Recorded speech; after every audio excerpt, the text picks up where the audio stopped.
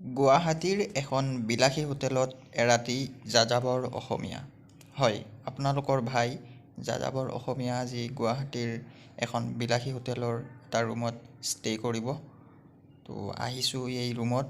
তো এইখন বিচনা, ইয়াতে টিভি চলি আছে, এয়া চাব পাৰে। আৰু এই বিচনাখনৰ বিলাসিতা চাওক এবাৰ, কিমান বিলাসিতা, কিমান ধুনীয়া বগা কাপোৰৰ, কি ধুনীয়া। আৰু এইটো হৈছে বাহিৰৰ ভিউ, এইটো চাব পাৰে। ফ্লাইঅভাৰ আছে, ওপৰৰে গাড়ী চলি আছে, তলেৰে চলি আছে। এতিয়া আহিলোঁ ফুড মেনুখন চাই লওঁ বুলি, কি কি আছে কিবা কিবি চাই ভালকৈ কিবা অৰ্ডাৰ কৰি এইটো খাব লাগিব। এতিয়া মেনুখন এফালৰ পৰা পঢ়ি চালোঁ, কি কি আছে কি কি নাই, ইয়াতে কি খাদ্য উপলব্ধ। আপুনিও পঢ়ি চাব পাৰে ভিডিঅ'টো পজ কৰি, এইবিলাক নাম লিখা আছে। বিভিন্ন ধৰণৰ খাদ্য ইয়াত উপলব্ধ। তাৰ পৰাই এটা মোৰ কাৰণে ভাল বুলি ভবা এটা খাদ্য মই বাছনি কৰি অৰ্ডাৰ কৰি দিম।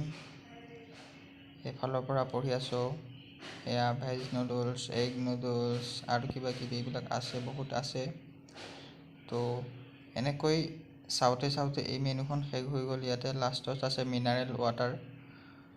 তো এনেকৈ গোটেইখিনি চালোঁ, চাই মই শেষত ভাবি এটা বস্তু অৰ্ডাৰ কৰি দিলোঁ আৰু সেয়া আহি ইতিমধ্যে পালে। আৰু সেয়া হৈছে, এয়া আপোনালোকে দেখি আছে। আৰু অৰ্ডাৰখিনিত আহিছে মোৱা মাছ ভাজি পিঁয়াজৰ সৈতে, চাব পাৰে। তাৰপিছত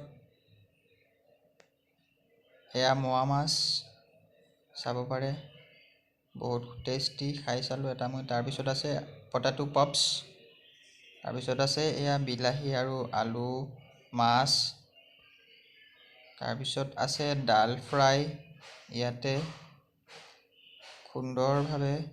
তাৰপিছত ইয়াতে ভাত দিছে, আৰু ইয়াতে আছে নেমু টেঙা, পিঁয়াজ আৰু জলকীয়া।